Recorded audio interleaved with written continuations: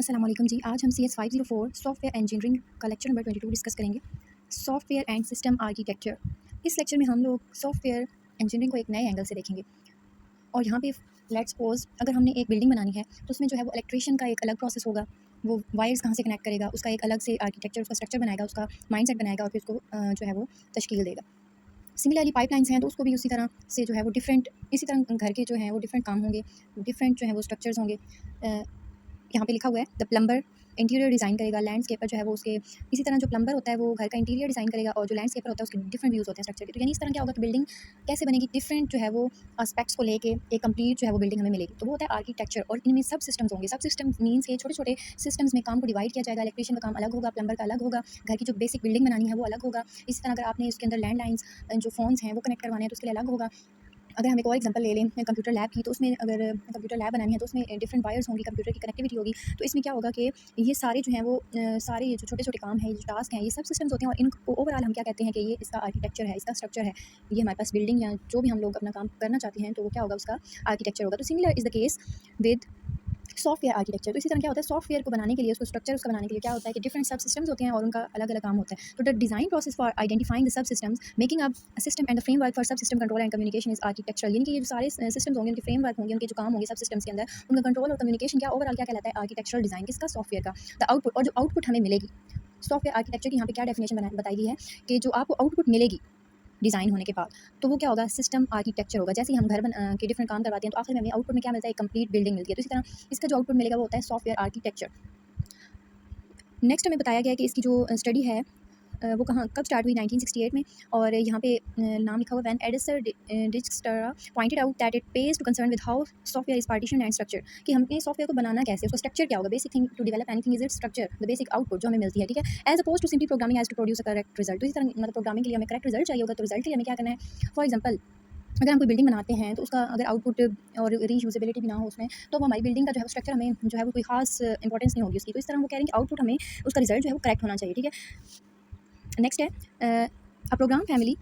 यहाँ से पढ़ें, David Parnas pass this line of observation with his contributions concerning information hiding modules software structures and program families. तो ये अब information hiding modules के बारे में बता रहे हैं कि जो भी उसकी कंट्रीब्यूशन थी वो किस चीज़ को लेके थी।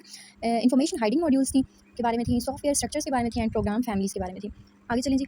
Programme family is a set of program, कि जो प्रोग्राम की फैमिली होगी सेट ऑफ प्रोग्राम्स होंगी, और for which it is profitable or useful to consider as a group, कि वो प्रॉफिटेबल और यूजफुल होना चाहिए, कि बाकी जो हम स्ट्रक्चर बना रहे हैं उसका करेक्ट रिजल्ट हमें मिलना चाहिए। This avoids the biggest concept such as similar functionality that sometimes arise when describing domains. For example software engineering environment and video games are not concerning, means के वो एक ही डोमेन के अंदर नहीं है। जैसे कि इंजीनियरिंग का जो एनवायरनमेंट है और वीडियो गेम्स का वो एक ही में नहीं हो सकता, तो उसके लिए डिफरेंट जो है वो टूल्स होंगे, हमें ग्राफिकल यूजर इंटरफेस उनके लिए जो है वो दोनों के लिए डिफरेंट होंगे ना। तो ओवरऑल जो हम एक सॉफ्टवेयर का जो आर्किटेक्चर होगा उसके सब सिस्टम्स को मिला के, तो वो हम उसको ओवरऑल क्या करते हैं, उसका रिजल्ट को सॉफ्टवेयर आर्किटेक्चर कहते हैं।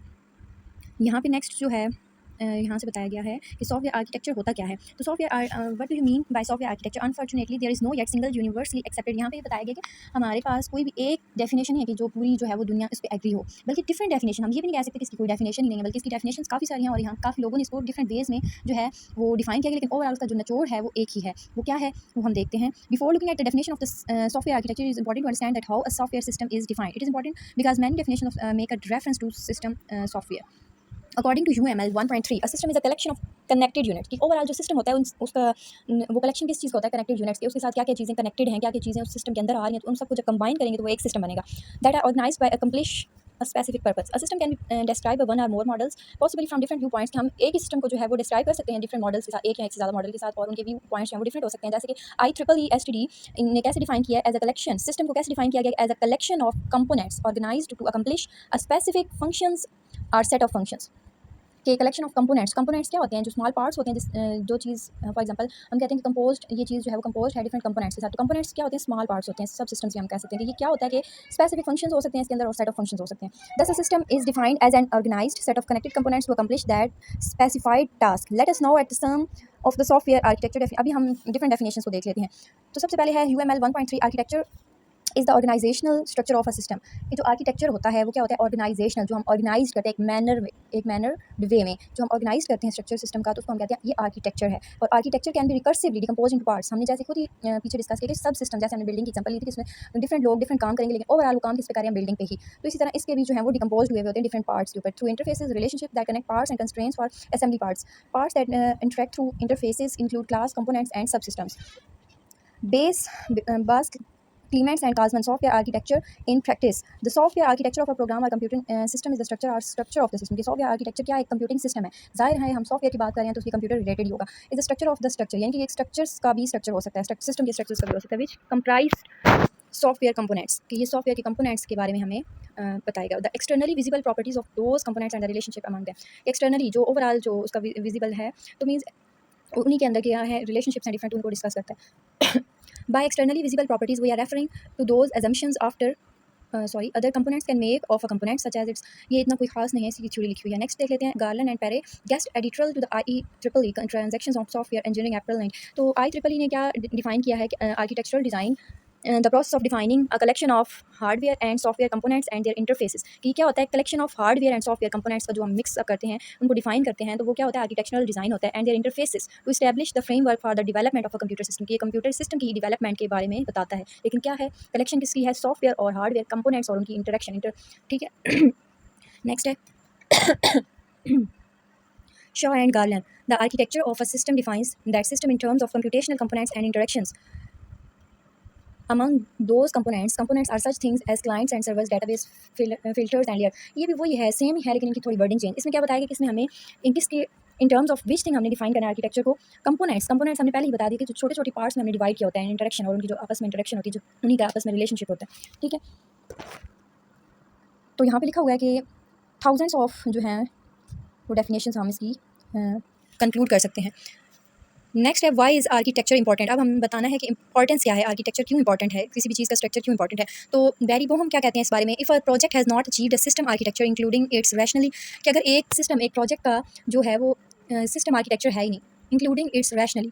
तो रैशनली होता है रीजनिंग जो क्लियर होती है. The project should not proceed to full scale system development. Specifying the architecture as a deliverable enables its use throughout the development and maintenance process.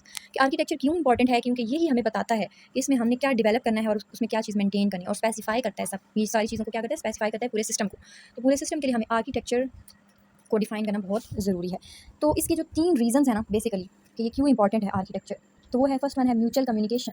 यानी कि इसमें क्या होगा कि म्यूचुअली कम्युनिकेट कैसे कर रहा है ओवरऑल जो सिस्टम है, कि एक ही हाई लेवल लैंग्वेज है, एक ही लैंग्वेज हम बना देंगे और उसमें हम जो जिस टाइप के यूजर्स होंगे ना, तो वो अपने अकॉर्डिंगली उसमें से अपना पिक कर लेंगे कि उन्हें क्या चीज़ चाहिए. ठीक है, तो वो कैसे म्यूचुअली कम्युनिकेट करते हैं. यहाँ पे लिखा हुआ, a stakeholder of a software system, customer, user, project manage, coder, tester and so on. कि ये डिफरेंट जो है वो इसके ऊपर वर्क करें. कस्टमर हो गया, कस्टमर को ज़रूरत होगी, यूजर जो उसे यूज़ करना चाहता है, ये स्टेक होल्डर क्या है, जो इस चीज़ को यूज़ कर रहे हैं डिफरेंट वेज में.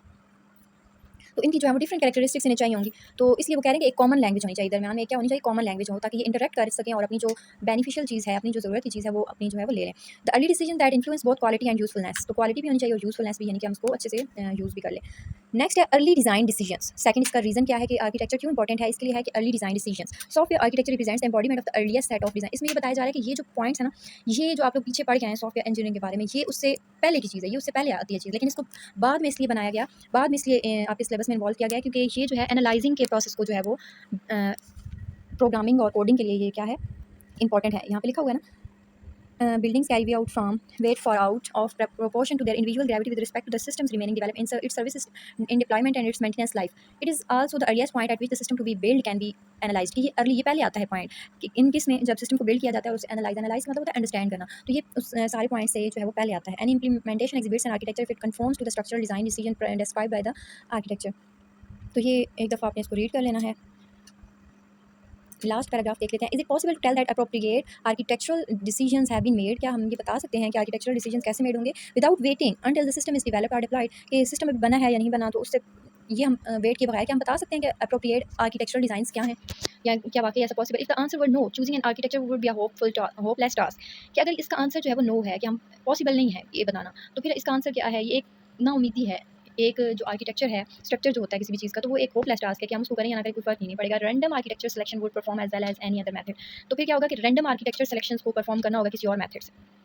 Fortunately, it is possible to make quality predictions about a system based solely on an evaluation of its architecture. तो ये एक किस्मत है हमारी कि ये पॉसिबल है क्वालिटी प्रिडिक्शन, क्वालिटी को प्रेडिक्ट कर किया जा सकता है कि सिस्टम जो है वो आर्किटेक्चर की बेस पे उसकी क्वालिटी कैसी है, आया वो चीज़ अच्छी है या नहीं है, उसकी क्वालिटी के हवाले से हम बता सकते हैं। Third one is reusable abstraction of a system. तो फॉर एग्जांपल अगर एक बिल्डिंग है और उसकी हमने दीवारें जो हैं वो इस तरह बना दी हैं कि बाद में हम लोग उसको चेंज नहीं कर सकते, ठीक है, उसको हमने ऐसा स्ट्रक्चर किया हुआ है कि बाद में हम उसमें कोई चेंजिंग नहीं कर सकते। तो यहाँ पे वो बता रहे हैं कि reusable abstraction of a system, कि हमें क्या करना है, उसको रीयूजेबल भी करना है कि अगर हमने उसमें बाद में कोई नई चेंजिंग्स करनी है, कुछ और हमने उसके अंदर ऐड करना है तो हम इजीली कर सकें। तो इसलिए software architecture embodies a relatively small intellectually graspable model for how the system structure and how its components work together. तो ये एक इसमें क्या है, एक जहानत है कि हमने कैसे उसको बनाया है और उसके कंपोनेंट्स आपस में कैसे वर्क करते हैं। This model is transferable across system, और ये मॉडल जो है वो सिस्टम्स के अक्रॉस हम उसको ट्रांसफर कर सकते हैं। Next topic is architectural attributes. Software architecture must address the non-functional as well as the functional requirements of the software system. This includes performance, security. First one है कि इसके attributes क्या हैं, ये क्या क्या चीज़ें हमें प्रोवाइड करता है आर्किटेक्चर। इसमें फर्स्ट वन है performance. Performance can be employed by localizing operations to minimize sub system communication. तो परफॉर्मेंस को इन्हेंस कैसे किया जा सकता है कि जो सब सिस्टम्स है उनकी कम्युनिकेशन को कम कर दिया जाए तो परफॉर्मेंस जो है वो इंक्रीज हो सकती है। This is try to have self-contained modules as much as possible so that inter-module communication is minimized। कि ये जो है मॉड्यूल्स हैं डिफरेंट हमने बनाने हैं सिस्टम के अंदर जो डिफरेंट सब पार्ट्स हैं, तो उनको अगर हम सिर्फ अपने तक ही महदूद रखें तो वो पॉसिबल है कि इंटर मॉड्यूल जो है वो कम हो, यानी बाकी जो हैं आप दूसरे सिस्टम्स जो सब सिस्टम्स हैं वो आपस में कम्युनिकेट नहीं करेंगे। Next is security. Security can be improve by using a layered architecture with critical assessed put in inner layers. अगर इनर लेयर्स के अंदर हम कुछ इस तरह हिडनली उसको क्रिटिकली जो एसेट पुट कर दें तो उससे क्या होगा, सिक्योरिटी उसकी इंप्रूव होगी, ठीक है। Safety should be isolated. Safety जो क्रिटिकल जो हम लोग कंपोनेंट्स उसके अंदर ऐड कर दें तो क्या होगा, सेफ्टी आइसोलेट हो जाएगी। Fourth one is availability can be insured by building redundancy in the system and having redundant components in the architecture. कि अवेलेबिलिटी को हम कैसे इंश्योर कर सकते हैं किसी भी सिस्टम के अंदर, अगर उस सिस्टम के अंदर क्या हो, रिडंडेंट कंपोनेंट्स हों, ठीक है। Next one is maintainability. Maintainability is directly related with simplicity, यानी मेंटेन अगर हम उसी चीज़ को करना चाहते हैं तो वो उस चीज़ को जितना हम सिंपल रखेंगे तो उतनी ही वो मेंटेन रहेगी। Therefore maintainability can be increased by using fine grain self contain components. तो इस तरह हम मेंटेनेबिलिटी को क्या कर सकते हैं, इंक्रीज कर सकते हैं। Next is architectural design process. Just like any other design activity, design of software architecture is a creative and iterative process. तो जैसे किसी और डिज़ाइन एक्टिविटी को हम ले लें तो इसी तरह क्या होता है कि जो सिस्टम सॉफ्टवेयर का जो डिज़ाइन है वो क्रिएटिव होता है और इंटरेटिव प्रोसेस होता है, ठीक है। This involves performing a number of activities. तो इसमें क्या क्या होते हैं, डिफरेंट एक्टिविटीज़ होती हैं, not necessarily in any particular order. और इसमें हमें सीक्वेंस नहीं चाहिए होता कि पहले हम ये काम करेंगे और फिर वो हम फॉर एग्जांपल बिल्डिंग बना रहे हैं तो हम ये नहीं कह सकते कि पहले जो है वो वायरिंग ही होगी तो तब उसके बाद पानी वाले जो है वो पाइप्स लगेंगे। तो इसके अंदर कोई सीक्वेंस हमें नहीं चाहिए होता क्योंकि हम ये सॉफ्टवेयर आर्किटेक्चर की बात कर रहे हैं, ठीक है। वो तो एक अलग बात है बिल्डिंग की, लेकिन अगर हम इस चीज़ को लें सॉफ्टवेयर आर्किटेक्चर में तो इसमें वो कह रहे हैं कि कोई सीक्वेंस जो है वो ज़रूरी नहीं है। This include system structuring, control modelling and modular decomposition. These are elaborated in the following paragraphs. तो इसमें जो है वो क्या बताया गया कि इस सिस्टम के अंदर क्या क्या चीज़ें आती हैं। स्ट्रक्चरिंग मीन्स के उसको कैसे हमने इंटरेक्ट करवाना है सब सिस्टम्स के साथ। एक सिस्टम को डिकम्पोज अगर कर दिया जाए इनटू इंटरेक्टिंग सब कंपोनेंट। इंटरेक्टिंग मीन्स जो आपस में कम्युनिकेट करें, जो सब सिस्टम जो हमने काम जो है वो डिवाइड किए होंगे। The system is decompose into several principal sub systems and communication between these are identified. कि यानी कि हमने उसको एक ही सिस्टम है उसको हमने पार्ट्स में डिवाइड कर दिया सब सिस्टम्स के अंदर, तो उन्हीं के अंदर जो कम्युनिकेशन होंगी सब सिस्टम्स तो उनको आइडेंटिफाई किया जाता है किसमें, सिस्टम स्ट्रक्चरिंग में। The architectural design is normally expressed as a block diagram presenting an overview of the system. तो ये हम डिज़ाइन को कैसे जो है वो एक्सप्रेस कर सकते हैं बाय ब्लॉक डायग्राम के जो ओवरव्यू दे रहा हो पूरे सिस्टम के स्ट्रक्चर को। More specific models showing how सब सिस्टम शेयर डाटा, कि जो स्पेसिफिक जो मखसूस मॉडल्स होते हैं ना वो बताते हैं कि हमने कैसे सब सिस्टम्स के अंदर डाटा को शेयर करवाना है, डिस्ट्रीब्यूट करवाना है और उनकी आपस में जो है वो इंटरेक्शन करवानी है। और यहाँ पे सब सिस्टम के बारे में बताया गया कि वो ऐसा सिस्टम होता है जिसका अपना एक राइट होता है, जिसके ऑपरेशन जो है वो इंडिपेंडेंट होते हैं दूसरे अदर सब सिस्टम्स के अंदर, ठीक है। जैसे इलेक्ट्रीशियन है फॉर एग्जांपल, तो उसका किसी और फॉर एग्जांपल उसका प्लम्बर के साथ कोई खास जो है वो रिश्ता नहीं है, कोई उसका इंटरेक्शन नहीं है, कोई कम्युनिकेशन नहीं। तो इस तरह सब सिस्टम जो होता है वो इंडिपेंडेंट होता है बाकी सब सिस्टम्स के साथ।